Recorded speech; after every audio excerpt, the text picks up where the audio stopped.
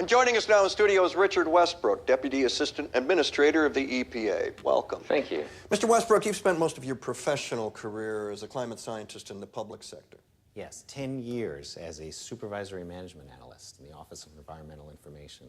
And before that, I was a program specialist in the EPA's Resource Management Division. And you have a PhD in climate science from Stanford. Yes, and another in chemistry with a master's in biology. Okay. Tell us about the findings in the report that was just released. The latest measurements taken at Mauna Loa in Hawaii indicate a CO2 level of 400 parts per million. Just so we know what we're talking about, if you were a doctor and we were the patient, what's your prognosis? 1,000 years, 2,000 years? A person has already been born who will die due to catastrophic failure of the planet. What did he just say? Okay, can you expand on that? Sure. The last time there was this much CO2 in the air, the oceans were 80 feet higher than they are now. Two things you should know. Half the world's population lives within 120 miles of an ocean. And the other? Humans can't breathe underwater. You're saying the situation's dire. Not exactly. Your house is burning to the ground, the situation's dire. Your house has already burned to the ground. Situation's over. So what can we do to reverse this? Well, there's a lot we could do. Good. If it were 20 years ago or even 10 years ago, but now, no. Can you make an analogy that might help us understand? Sure. It's as if you're sitting in your car, in your garage, with the engine running and the door closed, and you've slipped into unconsciousness, and that's it. What if someone comes and opens the door? You're already dead. What if the person got there in time? You'd be saved. Okay. So now what's the CO2 equivalent of the getting there on time? Shutting off the car 20 years ago. You sound like you're saying it's hopeless. Yeah. Is that the administration's position or yours? There isn't a position on this any more than there's a position on the temperature at which water boils. The administration, your administration. And don't forget, I need you to supports wind and stretch solar, 40. clean coal, nuclear power, raising fuel economy standards, and building a more efficient electrical grid. Yes. And? That would have been great. Let's see if we can't find a better spin. People are starting their weekends. The report says we can release 565 more gigatons of CO2 without the effects being It calamitous. says we can only release 565 gigatons. So what if we only release 564? Well, then we would have a reasonable shot at some form of dystopian post-apocalyptic life. But the carbon dioxide in the oil that we've already leased is 2,795 gigatons. So, What would all this look like? well, mass migrations, food and water shortages, spread of deadly disease, endless wildfires, way too many to keep under control. Storms that have the power to level cities, blacken out the sky, and create permanent darkness. Are you going to get in trouble for saying this publicly? Who cares? Mr. Westbrook, we want to inform people, but we don't want to alarm them. Can you give us a reason to be optimistic? Well, that's the thing, Will. Americans are optimistic by nature. And if we face this problem head on, if we listen to our best scientists and act decisively and passionately, I still don't see any way we can survive. Okay. Richard Westbrook, Deputy Assistant Administrator of the EPA. Thank you for joining us. Thanks for having me. Okay, well, that's a way to spoil a nice Saturday sunny morning. So what I will do is a long introduction to Anna Tsing's argument, which I just read in a new book on mushrooms. So I will talk a lot about mushroom, actually. But before we need an introduction to the Anthropocene argument, this is a very recent paper for a few weeks ago, and it's very interesting to see the sort of not so artistic, but at least illustration of this paper in Nature. For the first time, Nature has the cover is on the Anthropocene, which is translated called the human age, which is an interesting sort of term, because of course the human age is precisely what is interrupted or modified by the Anthropocene. But Nature, the scientific journal, has some difficulty understanding, like we all do, what does the Anthropocene mean? And that's the object of Anna's book and of my talk introducing here. It has an interesting feature in these images, which is, of course, one of the ambiguity of the Anthropocene. Is it going to lead to a renaturalization of a human, or on the contrary, to an anthropologization of science? As Rosie said in her introduction, the people who are in science studies like me or Anna are sort of trying to think that it might be an occasion for anthropology of science to become common sense. But of course, the jury is still out on what the Anthropocene will be, and that's of course the object of the Anthropocene Observatory and of my talk today. I need to introduce one of the dates, though, which I will use in the third part of my talk, which is one of the Anthropocene dates proposed in this same paper, is actually 1610, for a reason which will go to the heart of many people here who are interested in subaltern study, feminist studies, etc., which is that 1610 is simultaneously the time where the CO2 was lowest, and Lewis and the others tried to find why is it so in 1610, and then they realized that it's due to the reforestation of vast span of America, and then which of course absorbed CO2 massively, and then they asked the question, why is it that reforestation started at that for a century and a half, until they realized that this is of course due to the extermination of 50 million Indians, not only by the colonists, but by the microbe of a colonist, a story which is part of Anna's mixtures of beings and human and non-human. So here, 1610, which I'll come back to that because it's an important date for another reason, and of course it's also the date of Galileo's Siderus Nuncius, is one of the possible candidates for the Anthropocene, but it's not yet, of course, decided.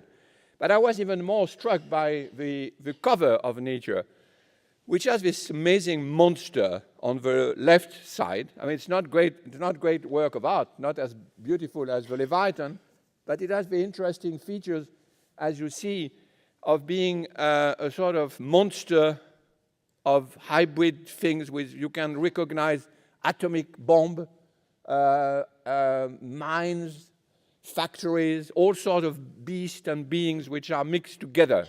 And it's interesting that a scientific journal asks an illustrator for such an ambiguous image, because of course it means that they feel the same uncertainty in which we all are about the Anthropocene. Is it an anthropization of nature or naturalization of human? And mixture is of course always a good way to do it. And of course, it's not as organized as the Leviathan itself, which is, of course, one of the interesting features for me. See, this is the image isolated from the cover. It's a very very mixed element, of which the meaning is still uncertain, contrary, of course, to the Leviathan, which is a collective body. But when you see the frontispiece of the Leviathan, you know where to belong. I mean, where you are. I will reuse the expression of normal citizen. You know where the normal citizen is supposed to be when you read the Hobbes's Leviathan, which is here. Now, when you look at this, the one of this sort of very strange figure of a composite and collective body, it's chaos. And it's this chaos which I want to register. And of course, this is also the chaos which Anna Tsing's book on mushroom is trying to register even more completely than I could ever do. So what is interesting is that this situation of uncertainty of the Anthropocene is registered, of course, first by activists. This is pictures I took in New York at the Great Climate March, and it has a very nice slogan. Actually, the whole demonstration was cut into different slogans, and you could decide on which slogan you prefer by marching behind that one. And that one is, we know who is responsible, which is, of course, one of the great questions of the Anthropocene, is that it's not the anthropos in general which is responsible. It's very, very specific people. And when you march behind that, you sort of ask what the telephone numbers and the address of those who are responsible. We also interested, of course, in artists. And, of course, we will see that with the observatory. there are many, many different people who are interested in trying to play out the strange connection between the Anthropocene and the art. And of course, finally, there's the scientist. And there are many of those people like Jan Zalasiewicz and others that you will see in the observatory in the back museum this afternoon. But it is also an occasion to rethink what geopolitics could mean. And that's what I'm interested in. This is a program I'm doing in Paris in May, which is to try to reconfigure playing on the ambiguity of a climate conference, which will be in Paris in December, and trying to find out, is it possible that the Anthropocene actually means that we are trying to get out of a classical argument about a negotiation in the United Nations system, which is representing basically only nation state? Or is it possible to get out and try to have a representation of all these other entities which have a claim to existence and a claim to sovereignty, but which are, of course, never allowed to be represented into United Nations framework? And this is linked to the interview that Maya mentioned with Mrs. Figueres, who is the head of a negotiation, a United Nations team who is organizing the Paris conference.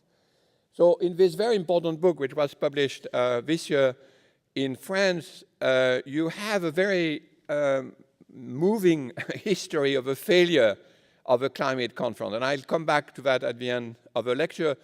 The failure being largely a problem of representation of the entities which are at work.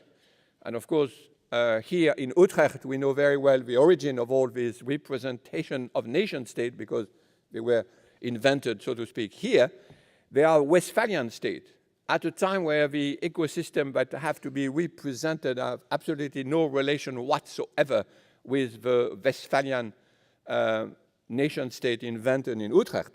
So what we try to do with the students of several schools is to represent in May, in a simulation of a COP21 in Paris, to bring together in the same level of sovereignty and with exactly the same level of organization and diplomatic representation, the classical nation state, but what we call cross-cutting agency, which are somehow breaking down the limits of a Westphalian state, who are there in the real COP, but they are in the side event, or they are in the lobbies, but literally in the lobbies, but not exactly as representing the different nation states and as having the same level of sovereignty.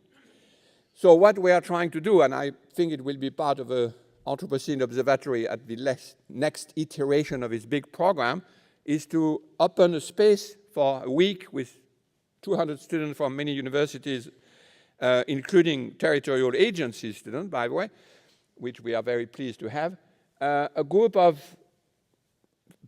basically the future entities representing politics or geopolitics or Gaia politics of the planet.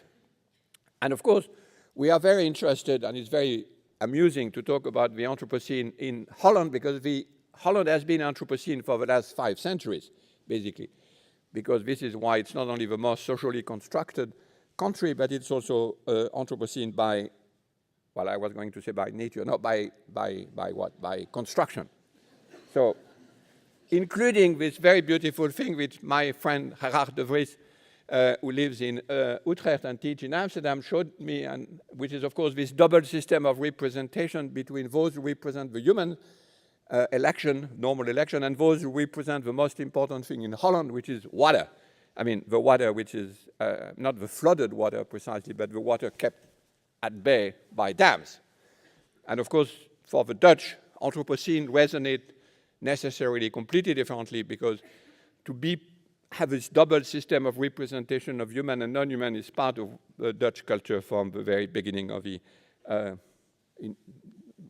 building of a natural scene. So what I want to do, this is very unfortunate because you have nothing of my slide. What I want to do is to try to go through 3 different difficulties we have to know if the Anthropocene is actually what the jury will decide around the question of the Anthropocene. three different ways of getting into this question of the difficulty we have in sharing agency with non-humans. And then, of course, we will understand why I get into that by hearing Anna. Why is it difficult? Because of three different reasons. One of them is a question of figuration and agency. A second reason, it's a historical question, and that's a question which has to do with the end of a religious war, and we will be back to Utrecht Treaty in a minute. And the third one, which might be more unusual to you, is a theological reason, which I think goes to the heart of the matter, even though it's less studied often. The first one is figuration, and I'm here using a great theoretician of figuration, which is Scott McCloud in this marvelous book on BD, on the comic, which is his attempt at classifying the same agency. So this is a book about comics, and it's a semiotic studies of why is it different to absorb some comics as very, very, very realistic. Some comics are very, very coded and what they call meaning, and some which are attentive to the materiality of the sign itself, which is the apex up there, which is the more aesthetic or artistic version of a comics. And he tried to divide the whole corpus of comics into these three different apex. Now, what is interesting here is that when we talk about humans, or when we talk about mushroom, or when we talk about geology, we are always uncertain on how we allow ourselves to make the connection possible.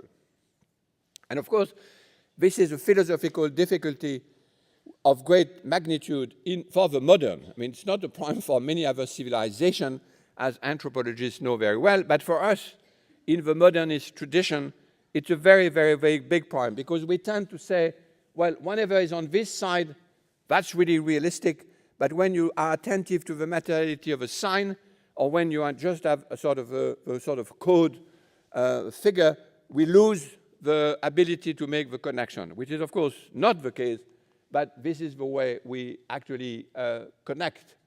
And, of course, this is related to this tradition, and I want to show you how this tradition is bizarre, of connecting object and subject in a sort of classical version of what it is to be facing the object. And I've used these slides in the nice moment when I was in Amsterdam in these lectures inside the Spinoza's lectures. This is a great painting photography, as you know, from Jeff Wall. I'm sorry to have put some letters in it. This is slightly unfair. But this is because I want to show you, or to try to attract your attention on the bizarre plane which is in the middle of this painting. And the plane is never visible, but this is what makes for us very, very difficult to share agency between human and non-human, because this is the way we sort of think that it's a natural way of getting into contact. And lots of philosophies about a subject looking at an object, even though we are never in this situation. I mean, who would have a strange idea of being a man seated, drawing a dead mummy? I mean, this is a very unusual way of getting into the world. Now, this is why I ask an artist to try to materialize this middle frame, this sort of plane in the middle, which is very strange and which is rarely made visible. And he had the strange idea of putting a Le Corbusier figure to play this role, but this is not necessary for the argument. So let's try to materialize. Now, you see that when we think about subject and object, we take these two figures are very natural. Now, try to imagine that this is very bizarre and that there is a plane in the middle where, with some instance, which is called here Le Corbusier, the figure of Le Corbusier, but it's a concept, which organizes both sides of this plane. And the fact that it's both sides is the point I want to make. This is the fact that there is an instant making both sides fixed, which is the difficulty, the philosophical difficulty we have in understanding and sharing agency between human and non-human. And of course, as I often said with my friend Gerhard, being in Utrecht is very important for that argument, because Utrecht is the place where John Locke and René Descartes kept seeing in everywhere still lives. And their philosophy is entirely obsessed by still lives. And this is a problem of when you live in Holland, you see a lot of still life, and you imagine that this is the way the world is actually given to a subject. Now, people always talk about the gaze, the size, strangeness of a human and Western gaze, but what is very odd as well is the object, what you ask the object to be. And if you look here, what the artist has tried to represent, it's a very strange gaze, and this is why he represented that as a sort of a tripod. We are not tripods, right? But when we look at things, things are never the things for the tripod's eye either. It's a very odd idea of what it is to be an object. Things in the world have a whole trajectory, which is represented here somewhat naively by the sort of flows of existence of a thing which is seen. Now, what counts here is the figure, the instance of a manipulator, represented here by Le Corbusier, occupying the two sides of his plane, and actually arranging a subject, very strange subject, looking at an object, very strange object, and bringing the two together. Now, of course, when we inherit this tradition and we try to get into the question of human and non-human, which is the new vocabulary you want to invent in the back program, if I understood, you are stuck, because there is absolutely complete invraisemblance, complete irrealism in the position of a subject and in the position of the object. And the organizer of this double position is invisible. So the blindness of European tradition, coming largely, as many historians of art have shown, from still life and landscape painting, is coming largely from that. Is that you imagine a completely implausible subject. I mean, what can be more implausible than this subject? A completely implausible object and an invisible manipulator of the two sides. And that's a tradition that comes to us and paralyzes us when we try to get into the human-non-human connection. What's the relation with the Anthropocene? Well, because that's where the Anthropocene is actually sitting. The Anthropocene is a concept either to say, well, then it's another object-subject connection. They are just fused together. Then it means either we are naturalizing the subject or we are subjectifying the object, and we can do all sort of Hegelian circle here. Or it is an attention coming to the manipulator, to the instance which is manipulating both. So the pessimistic version is to say, Anthropocene is another version of modernism. The optimistic version is to say it's finally the stress put onto the heart of modernism, which is this manipulation between object-subject distinction. And again, the jury is still out, so there is no way that we can decide. And as you know, there are many other alternatives to Anthropocene, Capitalocene, and Donna Haraway has proposed many other alternatives using various types of mushroom, and Anna is going to talk about a mushroom scene, I'm sure, in a minute. So the difficulty we have in all these alternative terms is that it's very, very difficult to recognize another figure than the subject-object. And that's why I'm so interested in the figure of nature, where obviously the illustrator had some uncertainty about what was the message of a scientist and mixed them up in an interesting way. Okay, so now I want to understand the second difficulty, which is this time a historical origin of that difficulty. And the history of dead matter, as many of historians of science and historians of art know, is not only linked to still life. This is a slight exaggeration of social context of Hobbes and Descartes and Locke being looking at still life in Utrecht, but something which is going to the heart of a date 1610. And here I want to use a book which I find extremely important, even though it didn't get much publicity, which is Stephen Toulmin, Cosmopolis, which was published about 30 years ago.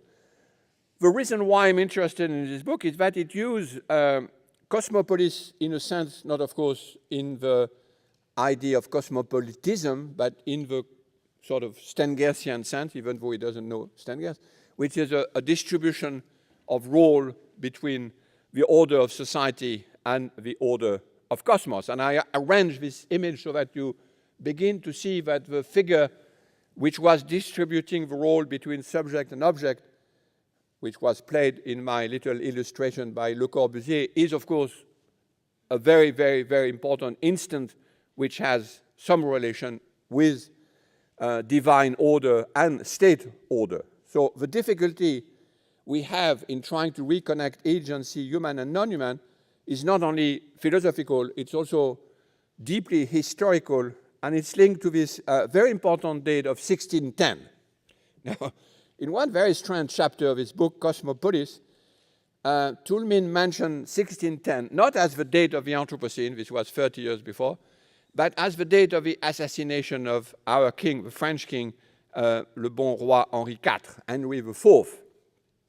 So for the Dutch it means nothing, but for Stephen Toulmin, who is British, it means a lot though, because it's the end for him of a time of toleration and a time of arrangement after the first part of the religious war in France and a lot of other parts of Europe between Protestant and Catholic. So there was a great moment of hope in this time until the assassination of Henry IV. Now, you now should hear this argument which I'm going to make with an ear which has changed a lot in the last 5 or 10 years, because we now know we are back into many, many, many cases of religious war as well. So in the early part, at the end of the 20th century, we could still think that this is very, very old. It's a story about religious war, which we don't have to fight. But as you know, in Holland as well as everywhere now in the world, fundamentalism and religious war are also a question of the present.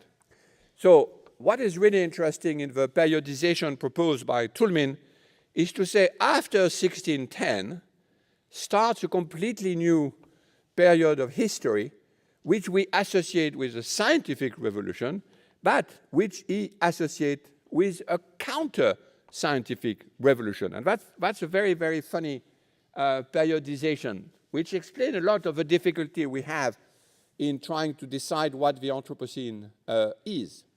The normal periodization is to say, okay, the big epistemological break, to use a term that the French love, is between the 16th century and the 17th century. Remember Michel Foucault's Order of Things and the long chapters on the difference between the sort of Renaissance age, which is an age of analogical connections completely out of the science, and the break and the arrival of a classic version, the episteme. But the completely classical version of history of science, where 1610 would mark the beginning of science and the end of the past, so to speak, where you would confuse lots of religious and cosmic elements and lots of other literary tradition and artistic tradition. Now, what Toulmin says, he says is completely wrong, because what happened is actually in 1610 is a counter-scientific revolution. Why? After the assassination of Henry IV, which I have to remind you was a Protestant becoming Catholic and trying to find some arrangement between the different traditions fighting with one another, fighting with one another, what's the conclusion of all the intellectuals of Europe is to say, finish with tolerance, finish with pluralism, there is no hope. What we need now is absolute certainty. And this is a complete break from what Toulmin calls the real scientific revolution, which is 16th century. which is an interesting argument. I'm very surprised that it has not been taken much because by the book, and that the book is not very well known. And I think a large part of that is that when the book was published 30 years ago, people were still believing that religion was something of the past. We will never have to deal again with religious question, which was an idea of the 1980s and 1990s. But of course, now we sort of know that, unfortunately, this is not the case. We have to take religious issue back very, very seriously. So what is wrong in this question of certainty has something to do, Toulmin explained, and of course, Stephen Shapin and Simon Schaffer's book on Leviathan would make the same argument. One of the things is, after 1610 and the beginning of the 30 Years' War, which is, of course, the most violent part of the story, the whole 17th century is absolute, at least in Germany, a period of instability which has no equivalent. And, I mean, it's basically what happens in Syria now, or Iraq. I mean, it's actually a period of amazing violence for 30 years, so it's a very, very hard thing. So, as Toulmin shows, it's very odd to say 17th century is the time of scientific revolution. No, it's the time of the 30 Years' War. And it's the time of a counter-scientific revolution where the question of absolute certainty is actually introduced.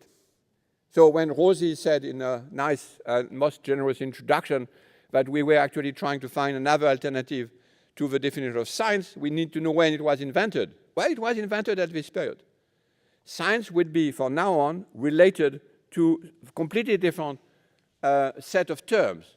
In the scientific revolution, now 16th century for Toulmin, you would talk about a very great attention to the timely, to the local, to the uncertainty of science, a sort of healthy skepticism about what it can do, a lot of connection with religion uncertainty and scientific uncertainty, a lot of an argument about the local, a great attention to the all, a great attention to the link between literature and science, and basically the figure for Toulmin would be Montaigne. That's a scientific revolution for Toulmin. So the mushroom stories of Anna would be very well easy to accommodate into the 16th century scientific revolution. 1610, finished. You don't want to hear anything about mushrooms. Mushroom is just dead matter. Inert. Why does it have to remain inert and out of the human realm? Because it introduces uncertainty, locality, history, multiplicity, imbroglio of humans and non-humans, question of sovereignty, question of poverty, all the things we don't want to hear anymore. We want absolute certainty. Why? If we don't have absolute certainty, we cut each other's throat. So the matter has to remain inert. You cannot measure how strong is this argument today whenever you talk about the Anthropocene with scientists or climatologists. It's exactly the same argument. When people showed in Hobbes's Leviathan, why does he want nature to be absolutely inert and mechanical? Because if there are people who believe otherwise, they will start to discuss the whole order of society. Why do people don't believe a word about the earth being itself agitated? For the same argument. Then it means we have no order anymore in society. If the earth trembles under our feet. So what is so interesting in Toulmin is the contrast between the absolute certainty that you get with Descartes and the multiple inquiry and skeptical, but in a good sense of the word, of Montaigne. Now, of course, the book was written 30 years ago in an ecological period of enthusiasm, and Toulmin says, now we are back to the 16th century. How wrong he was, he couldn't believe. But of course, this is the way we write books. We never know what's going to happen. And so just one quote, because I think it's a bit long, but it's important. By 1620, people in position of political power and theological authority in Europe no longer saw Montaigne pluralism as a viable intellectual option, any more than Henry IV tolerance was for them a practical option. The humanist readiness to live with uncertainty, ambiguity, and difference of opinion had done nothing, in their view, to prevent religious conflict from getting out of hand. Remember, they had 20 years of religious war, Henry IV and toleration, start assassination, 30 years of religious war, and the 30-year war devastating Germany, Holland in part, a large part of Sweden, and so on and so forth. Spain, of course, and so on and so forth. Ergo, they inferred, it had helped cause the worsening state of affairs. And that's the key thing. If skepticism let one down, certainty was more urgent. It might not be the obvious that one was supposed to be certain about. Sorry, this is very funny. It might not be obvious what one's supposed to be certain about, but uncertainty had become unacceptable, which is a great quote, I think. Uncertainty in religion, uncertainty in politics, Hobbes, uncertainty in science. So since the counter-scientific revolution, multiplicity, plurality is, of course, impossible to register in our tradition. Now, this is why I'm going back now to the Anthropocene image that I showed at the beginning, where we are now in the same situation as in the time of Hobbes.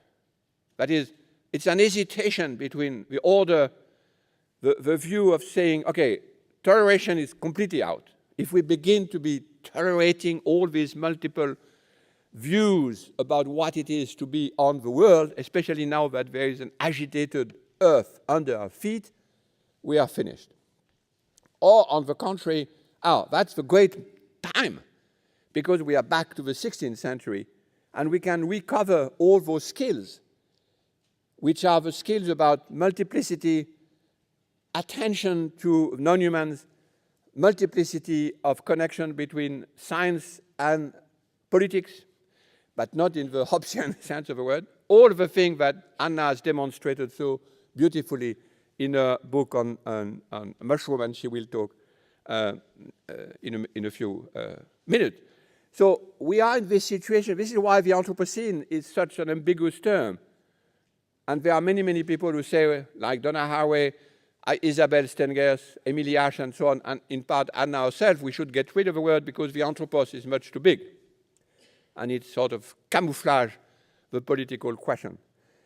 But I think we should be open to the ambiguity of the situation of the Anthropocene and understand that in this question of certainty is embedded the question of inertness of matter. So when we say it would be great if we could understand that the Earth has agencies and act back on what we do, why is it so difficult to register? Well, if it's so difficult, it's because we inherit this history. Not only the philosophy of object and subject, which is a sort of superficial element in a way, but the historical question, which, and this is the last quote from Toulmin I will need, referring to the same 17th century, Commonwealth sectarian read any proposal to deprive physical mass of a spontaneous capacity for action or motion as going on in hand with proposal to deprive the human masses of a population of autonomous capacity for action. So this is a very well-known feature of history of science. This is why Hobbes fight against many people who try to confuse activity of nature and activity of their own sectarian views. And he said, okay, finished. The word is made now of physical masses, and we now talk only about political order. We inherit that. Now, when a new question about the agencies come in, but it's now the agency of the Earth, it retroacts to our action, and we say, we don't want to hear about it. Finished. What strikes us as a matter of basic physics was, in their eyes, all of a piece with attempt to reimpose the inequality order of society. And this quote, which now you should hear in a very contemporary way, After 1660, conversely, this is the end of a 30 Years' War, English intellectuals stopped questioning the inertness of matter, for fear of being tarred with the same brush as the Commonwealth regicide. Now, if you transfer that quote to say climato-skeptics or people who hear about climato-skeptics don't want to hear anything about the Earth having agency for fear of being confused with catastrophists, with social constructivists, with activists, ecologists, and Gaia New Age believers. It's exactly the same argument. So this is the second part. Now, very quickly, the third part of the difficulty we have in connecting human and non-human has to do with theology. And here I want to use another author, which is not very well known, unfortunately, very important guy called Eric Voegelin, which is to try to understand what's the link between the inertness of matter and the lack of autonomy of object of nature with theology and the history of these very important features of theology, which is apocalypse. Now, one little thing here is that what does it mean technically, I'm sorry for 1 minute to be technical on that point, to be inert for mushroom, particle, gas, climate, has a very specific feature, which is that it's entirely defined by its cause. Which means when you have a cause, you also have a consequence. It seems common sense, but as you know, this is not so.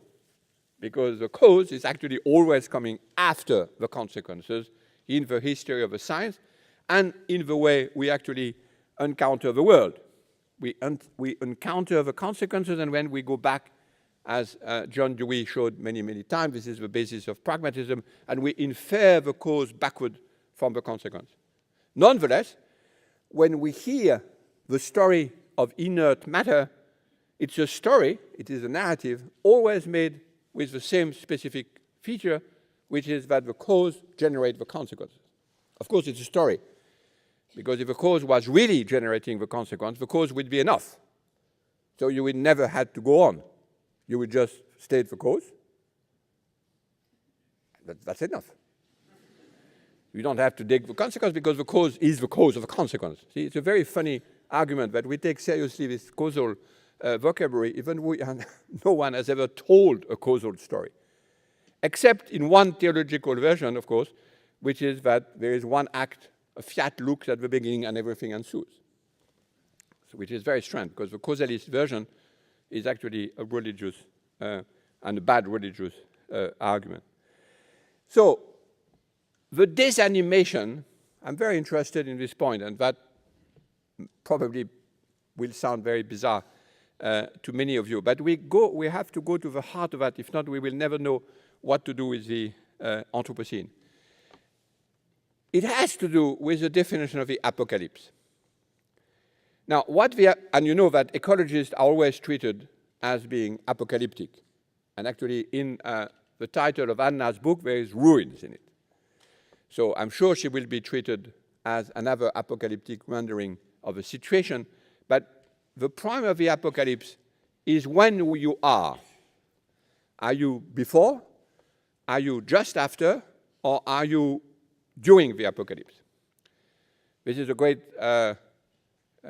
question that Gunther Anders has taken about another apocalyptic question, which was the nuclear war after in 1950s.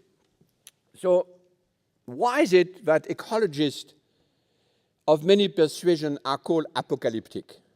If you think of it, this is very bizarre, because what they say is there is an alert, and if there is an alert, we have to do something.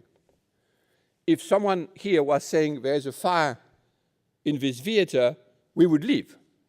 We will not say, well, maybe there's fire, there's no fire. Well, it will be, well, there's a fire, but who cares? I mean, you will leave. The prime of ecological question is that people say, scientists say, and have said for now 30 years, there is a fire, And we say, there, yes. Oh, there is a fire. That's so interesting. So this is completely bizarre. There is no human equipment to understand this situation. You are talking about your own properties, your land, your soil, your food, your air. People say, this is going to get out of you. And you say, oh, it's so interesting. So it's not skepticism. Skepticism in the old sense of the word is not that. It's quietism. Why are people quietist about ecological questions which are alert? And this is a very interesting question. You can do all sorts of psychology with it, or psychosociology, but I think the art of the matter is actually in theology. And here, the guy I use is Erich Voegelin, very important philosopher from Germany, writing in English in the 1950s and 70s, which is the prime of what we mean by the end of time. Basically, this argument is this. People who have been influenced by Christianity, which means largely modern, believe from basically the counter-scientific revolution, that is, after the religious war, that they have actually achieved the situation of the end of time. That is, they are beyond the apocalypse, just after the apocalypse, which is another way of saying we will obtain or have obtained the promised land on earth. Okay? So the promised land is the promised land. It's not the one you have. It's the one which is promised. It was never said you would have it. Because this is Augustine's point. I mean, it's not there. It's something which is a promise and should remain a promise. Now, when you say, no, we have it, then you have it. It's judged. People come several centuries later and say, no, you don't have the earth. And you say, but of course we have the earth. It was given to us. This is a promised land. We occupy the land. We are endowed to it. And that's why you can hear the alarm as something completely implausible. Because you have, this is Voegelin's very, very clever argument, we have the modernist, starting somewhere for him in the 13th century, it's even different periodization, with a guy I never heard before, but very important, Joachim de Floor. The modernists are those who have had the land. They have realized the dream of heaven on earth. Okay? So they occupy the earth. They are endowed to it. And now there are people who come and say, no, you don't have the earth. It was a slight mistake. You had misunderstood the promise word. Promise means it's not there. And in addition, we withdraw it from your feet and it disappears. So you understand the point, which is you cannot account with psychosocial element for the sort of argument that says there is an alarm, you are going to lose the earth, and you keep quiet. If any sort of bourgeois common sense, working common sense, traditional common sense, hearing a threat, you take care of the threat. I mean, it's completely implausible not to listen to it. The slight, I mean, and you don't, basically, if I was saying there is a fire here, you wouldn't say, what's the probability that you are right? Is it a 10%, 17%, 8%, 90%? Well, 99% I might leave. But 90%, no, I hedge my bet, I stay here, and I will see what happens. This is completely implausible. There is absolutely no equipment for that, except a theological argument, which, of course, most of us here will not learn from the Christian tradition, because it's not actually Christian. The term that Voegelin used is Gnostic. It's the history of Gnosticism, which is a very interesting tradition from Voegelin and, of course, from many other people. So if you don't believe this argument of Voegelin, keep in the question, which is, how come that people who are threatened by something which withdraw their world would keep quiet? And ask yourself, why is it that we feel entitled to the situation to the point of not hearing any alarm as an alarm, but as something which we can be distant from? This is very bizarre. So this is why the third argument makes the question of human and non-human even more difficult to tackle. So this is my argument. The Anthropocene is a great occasion for activists, artists, scientists to work together in a way certainly which has been very productive, even though, as you know, and you will learn in the show, or has learned already, the Anthropocene as a period of geology has not been voted, because geologists are very slow, very serious people. They took 50 years to decide whether or not we were in the Quaternary. So they might take as much time to decide what the Anthropocene is as the Anthropocene itself, which is, because one of the dates is 1945. So one of the dates is actually 16th of July, 1945. It's a very precise date. So the Anthropocene is still an uncertain concept in geology, but it had an enormous productive and, in my view, extremely important activity in activism, science, and art. But still, people who criticize the Anthropocene might be right. Most of the critique, though, goes on the side of the anthropos, by saying anthropos is a way to get the responsibility out, which is maybe true. But don't forget that what the great thing about the Anthropocene is the other side. Scientists are stopped of unifying nature too fast. And that's the key element which, for me, means that the Anthropocene is a very, very important concept. It allows lots of scientists not to talk anymore about nature as a unified space. First of all, because the Earth is not a unified space, and it's not really in nature either. So on the scientific side, it has been enormously productive.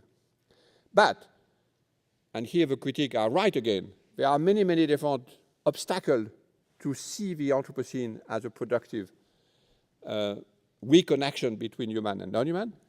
One is the philosophical difficulty, classical difficulty of object and subject, and of this very strange sort of instant that makes the connection. Second, the historical element, which is that in order to survive as a civil society for the last 3 centuries, we need an inert matter. And whenever you begin to talk about activated and animated mushroom, people become very, very, very unstable.